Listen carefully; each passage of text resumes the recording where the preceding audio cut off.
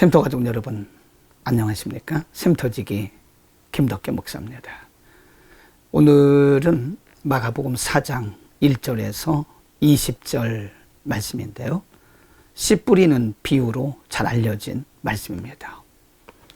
예수님은 많은 경우에 진리를 가르치시면서 비유를 사용하셨는데, 그것은 믿는 자들에게는 진리를 더 자세하게 설명하기 위함이었고, 그 외에는 믿지 않는 자들에게 있어서는 진리를 보호하고 진리의 중요성을 가르치기 위함이었습니다.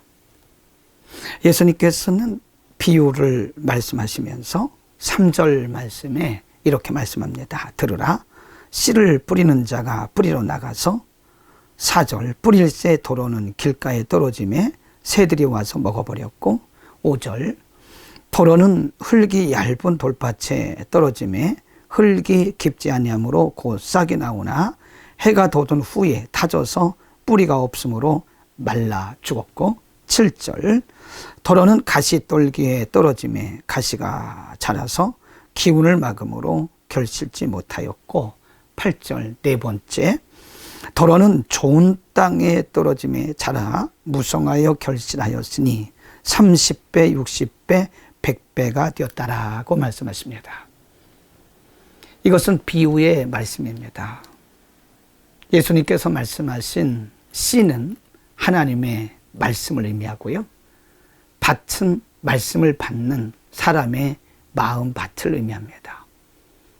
그러므로 이 비유의 말씀은 하나님의 말씀과 그 말씀을 받아들이는 사람들의 마음과의 상관관계를 설명하고 있는 것입니다. 15절 이하에서 예수님은 이 말씀을 이렇게 해석을 해 주셨습니다.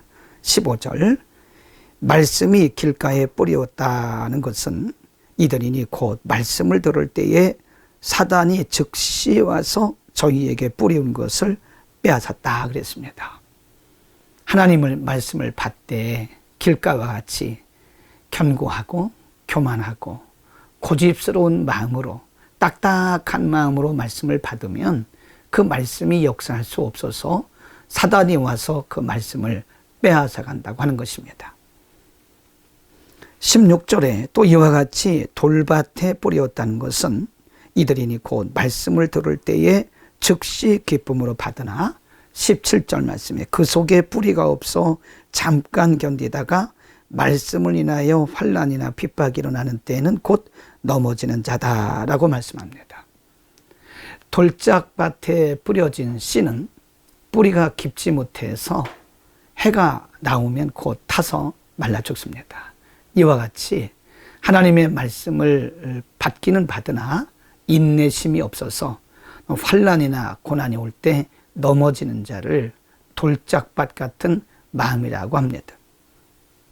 세 번째, 18절에 보면 어떤 이는 가시떨기에 뿌리우는 자니 이들은 말씀을 듣되 세상의 염려와 재리의 유혹과 기타 욕심의 이와 같은 말씀을 막아 결실치 못하게 하였다라고 말씀합니다.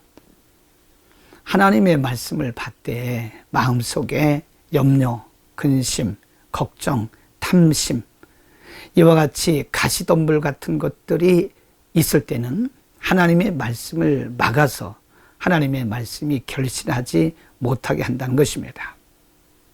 복잡하고 생각이 많은 마음, 또 염려와 근심과 의심이 있는 마음은 가시떨기와 같은 마음이기 때문에 하나님의 말씀이 그 속에서 열매를 맺을 수 없다는 것이고, 네 번째 20절에 좋은 땅에 뿌렸다는 것은 곧 말씀을 듣고 받아 30배와 60배와 100배의 결실을 하는 자라고 말씀합니다. 좋은 밭, 옥토입니다.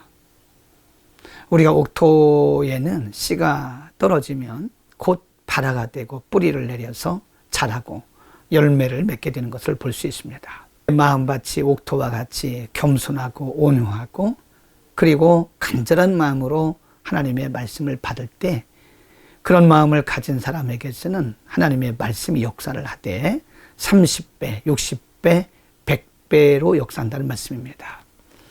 여러분, 하나님의 말씀은 조금도 변함이 없는 정확무오한 말씀입니다. 하나님의 말씀은 2000년 전이나 3000년 전이나 그리고 지금이나, 하나님의 말씀은 아브라함 때나 이삭 때나 여호수아 때나 이사야 때나 또 바울 때나 지금이나 동일합니다.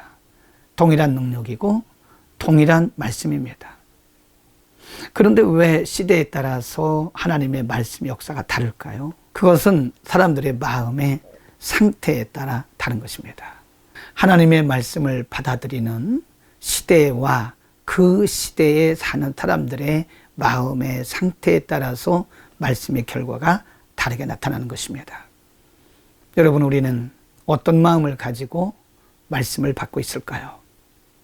우리의 마음이 여전히 길가와 같이 교만하고 오만하고 아직도 고집스러운 마음이라면 마귀에게 그 말씀을 다 뺏기고 말 것입니다.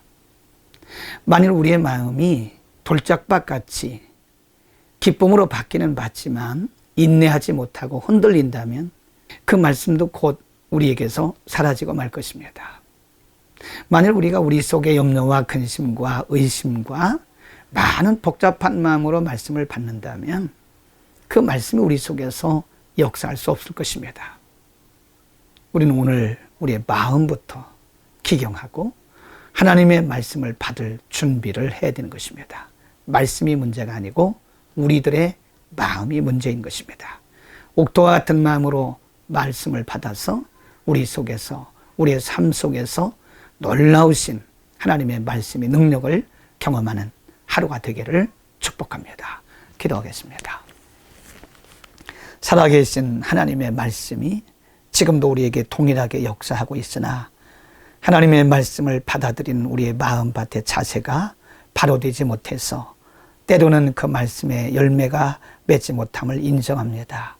하나님, 우리에게 겸손하고 온유한 마음, 하나님의 말씀을 사모하는 간절한 마음을 주셔서 우리를 통해서 하나님의 말씀이 30배, 60배, 100배를 결실하여 많은 사람들에게 영향력을 끼칠 수 있도록 은혜를 더하여 주옵소서. 예수 그리스도의 이름으로 기도드립니다. 아멘.